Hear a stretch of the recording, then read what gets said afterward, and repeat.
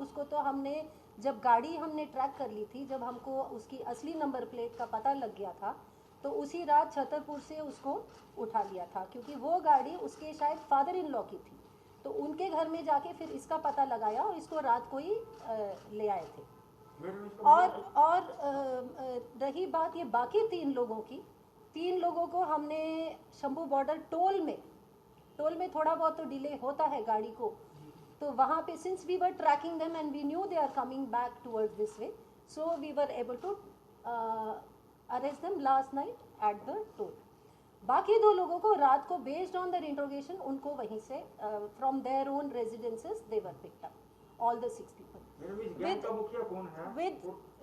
With reference to your question on the previous crimes, we have just got them, so we will be interrogating them and we will know. But जो इनका एक था नीलकमल, अभी नीलकमल, जो इनका नीलकमल था, he had been in Bhonsi jail in a attempt to murder case.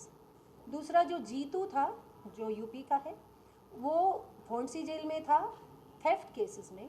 और तीसरा जो लड़का है गुलाब था, he was in the same jail in a murder case. This is we have got from interrogation, we have to verify from the jail, और ये तीनों वहाँ पे मिले थे।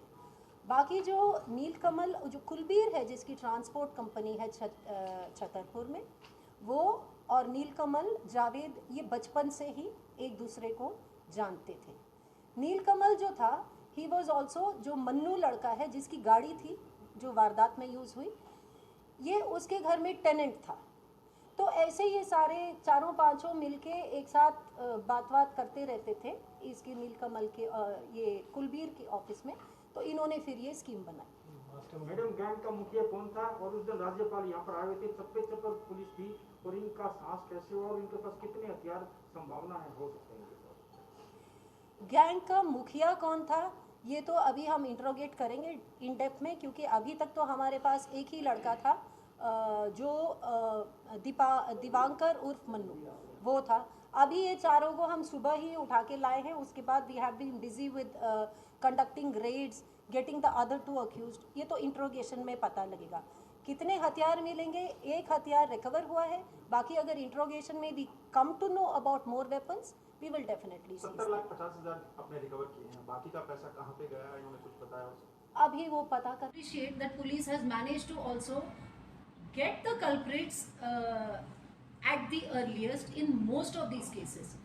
We are still working on some of the cases where we have not got success, but that doesn't mean we are not working on them. We are working on that, and hopefully we will get results soon. And when we get results, I will let you know.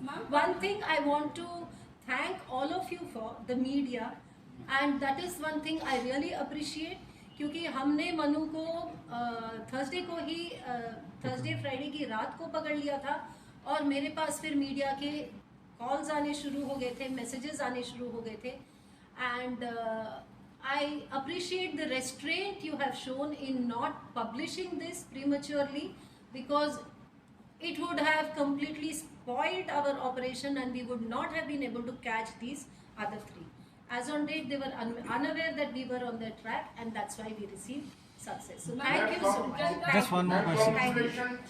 For to track the robbery, but I have only one question, that the cash van robbery was only the negligence of the security company. For that we have already written. You written the Pasara Act and action has been taken initiated. So there is a negligence, part of negligence only for the security company and some other also involved at the same time. अभी तक तो security company का है. Only security.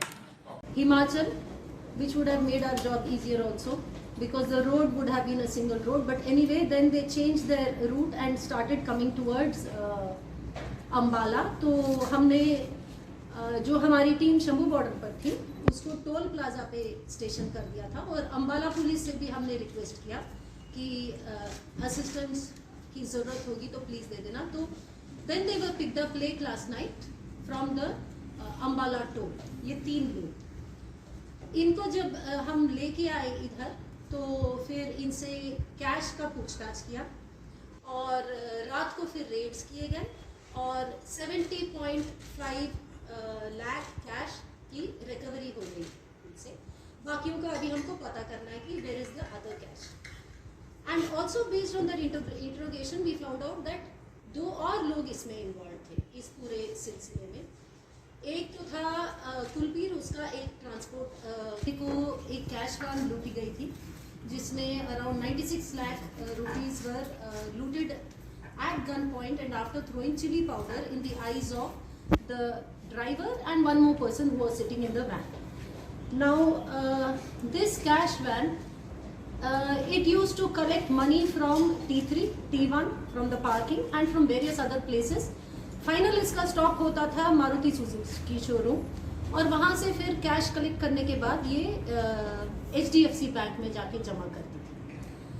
अब इस बात को इन लोगों ने ऑब्जर्व करके रखा था and they had decided to loot this van on a Monday, क्योंकि मंडे को कलेक्शन ज़्यादा होता है, सैटरडे संडे का क्यूमुलेशन होता है। तो ये हमने अभी 6 लोग गिरफ्तार किए हैं। टोटल इन्वॉल्वमेंट इसमें 7 लोगों की थी।